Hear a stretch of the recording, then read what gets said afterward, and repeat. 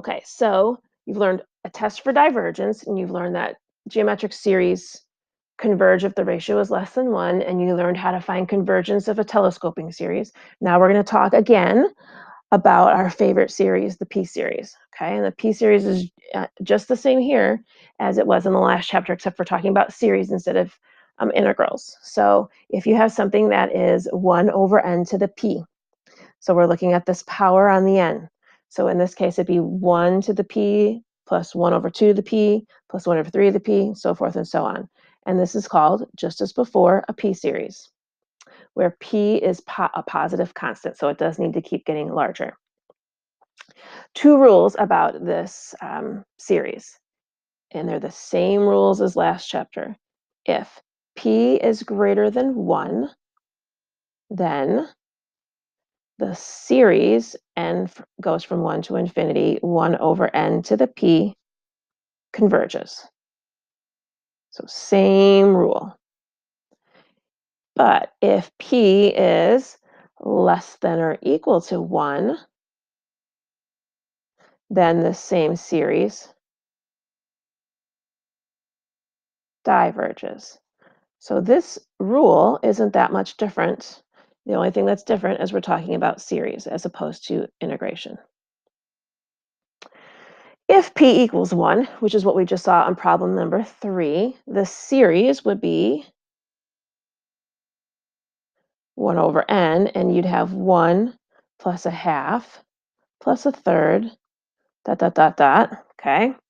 This particular series is what's formed, and it has a special name. It's called the harmonic series. And I just point this out because I know I have a lot of music people in my classes, and this series, you should understand things about harmonic difference. I don't even remember the word now. Harmonic things that occur in music, and I just thought I'd point out where it comes from. So in music, this is one piece of it. Strings of the same material, diameter, and tension, whose lengths form a harmonic series, produce harmonic tones. Okay, so all of it is related. Any series that is of a form that's slightly different but close. So in this case, I'm going to write it like this: a n plus b is considered a general harmonic series. So if you had something like 1 over 2n plus 5, you would know this was a general harmonic series and it will diverge. Okay. If you see anything like that, you could call it a general harmonic series and know that it diverges and be done with the problem. All right, so we're going to do a couple here. This one, the first one, is written in terms of a series, like with the summation notation, and this one is just written out in its terms. All right, if it helps, you might want to rewrite this, but you do not have to if you don't want to. So this can be rewritten as 1 over n to the 1/5. This is a p-series, and clearly p is less than 1, happens to be equal to 1/5. So therefore, by the p-series test,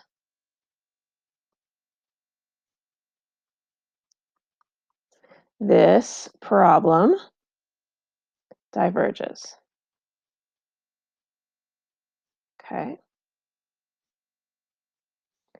All right. Next one.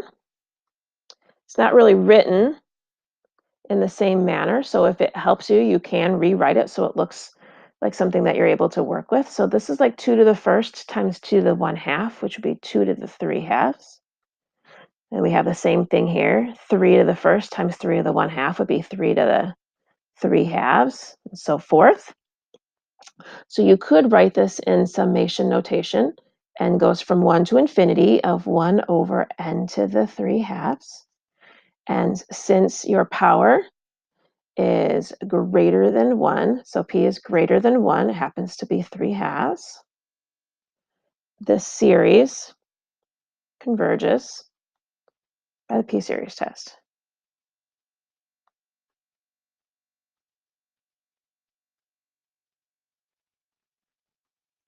Okay. So moving on. So we're going to add a couple extra tests to it. And again, they should look awfully familiar. So we're going to talk about comparison tests again, but comparison tests for series as opposed to integration. So just like when we were talking about integration, there was some that were clearly able to converge and some that were not. So as I said a few minutes ago, we've had some that you already learned or reviewed. We've got geometric series, telescoping series. We talked about p-series. And not all functions are going to take on those forms, so we have to have other ways to handle them. So for instance, this first one here, this would be a geometric series with a ratio less than 1, so you'd be able to say that this converges. But this is clearly not a geometric series. So how do we handle it if it's not something that we know? And this one down here, this is clearly a p-series test, and its p value is greater than 1, so it would converge. This one is very similar, but not quite a p-series, so how do we handle it? So we have two ways of handling it, and again, there are ways that we have already talked about with integration. So the first way that we have is the direct comparison test. And the rules are the same as they were in the previous chapter.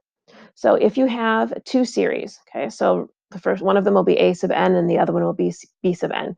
And a sub n happens to fall between 0 and b sub n. So this has to be true. This is the comparison test. So if the sum from 1 to n of b sub n, so if the series represented by b sub n, the larger one converges. So if the larger series converges, then the smaller series converges.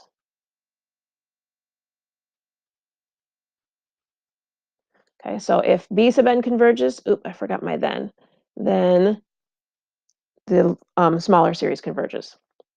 And just like before, the opposite is true when you're comparing small to large here. So if the smaller series, in this case a sub n, diverges, so if the smaller series diverges, then the larger series also diverges. And just like before, last chapter, we're going to be comparing it to things we know that converge or diverge. So we'll be using things related to p-series, but we could also now use geometric series. So if we know that a geometric series converges, we could compare something to it. If we know that p-series converges, we can compare it in that manner. A limit comparison test, same rules as last chapter. So you have two series, they are both positive. And you can compare them. So if you compare a sub n over b sub n, or vice versa, and you get an answer, and L is finite and positive. So it cannot be infinity and it cannot be 0. So it's finite and positive. So between 0 and infinity. Then both of the series behave in the same way. So they either both converge or they both diverge. So whatever you pick to compare, you have to know what its convergence is. All right, so let's practice a few. And again, I hope these will make sense to you because we've already dealt with similar cases. All right, so here I am looking at 1 over 2 plus 3 to the n. 1 over 3 to the n is a geometric series, and it would converge. So I'm pretty confident that making something bigger in the denominator is going to make the new thing converge. So we just have to write that out. So I'm going to start by doing how I have done in the past, but you certainly do not have to do it this way. You can skip this whole step here. So I know that if my denominator is 2 plus 3 over n, 2 plus 3 to the n would be greater than just 3 to the n, which means the reciprocal of that situation, 1 over 2 plus 3 to the n, would be smaller than 1 over 3 to the n. And this series, so I'm going to write it as a series, and goes from 1 to infinity of 1 over 3 to the n, converges, and that's because it's geometric. Okay? Therefore, our series converges by, and you're welcome to just say dct. Okay, that's totally fine. All right. So now moving on to this next test, this next problem. I'm going to use a different test on it. So when I look at this, I see 1 over the square root of n. And I know that that diverges by p-series. So I'm guessing that just adding a measly 6 onto that is not going to change that. So I could do a direct comparison test, but I'm feeling like that's not really going to help because this thing here, the way it's written, would be smaller than 1 over the square root of n, and that doesn't tell me anything. That would be inconclusive. So instead, I'm going to do a limit comparison test. And I am going to compare it to 1 over the square root of n. And I know what that does. I have to know in my head what I'm getting out of this. So it doesn't matter which one you put in the numerator or the denominator in this situation. It should work either way. And I'm left with square root of n plus 6 over the square root of n. Both of these have the same power of a half. Since they have the same power, the limit would be the leading coefficients. So that happens to be 1. As long as the value for the limit we get is between 0 and infinity, my original my original series and the series I was comparing it to, which was this one, behave the same way. And this one we know diverges by p-series. So therefore, my lovely series diverges by LCT. All right, moving on. So this next one, I don't know if there's one way that's better or another with this one. I tend to do a lot of radical stuff with the limit comparison, but I think I'm going to try this one with direct comparison just for practice purposes. I'm looking at this and I see square root of n in the numerator and n squared in the denominator. I'm feeling like this is going to converge because the denominator is going to stay pretty big in comparison to the numerator. So we'll see what happens here. So I'm first going to start off with just 1 over n squared plus 1 being less than 1 over n squared. Then I am going to multiply the whole thing by the square root of n.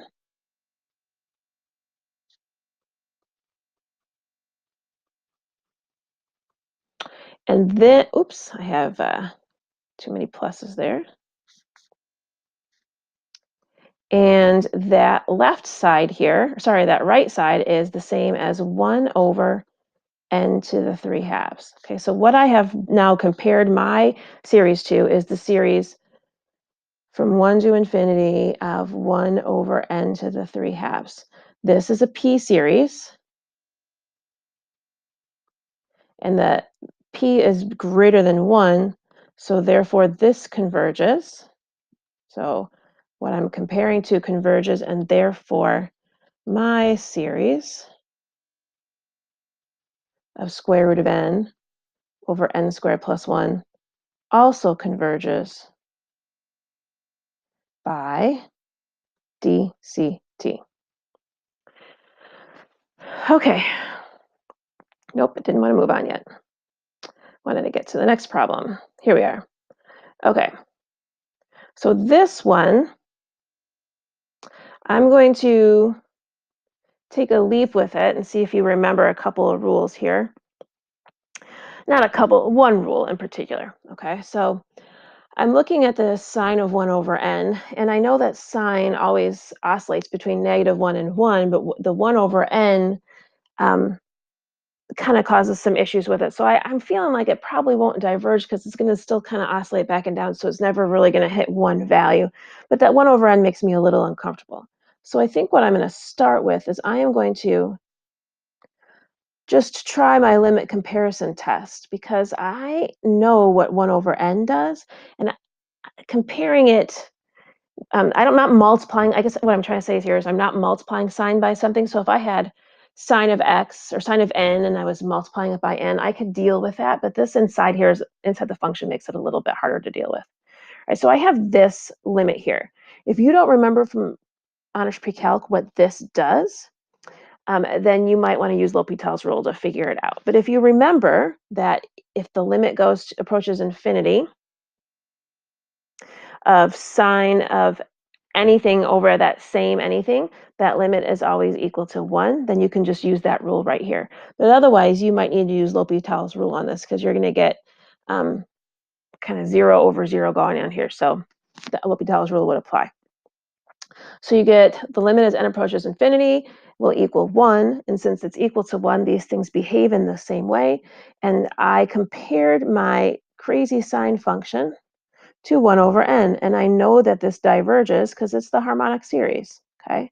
And you are welcome to even think of it like that. I sometimes find that it helps me to remember this special name of harmonic series. So therefore, my sine of 1 over n also diverges. But this one, I actually used LCT. Okay, so more tests to come. I hope you come back and listen to them.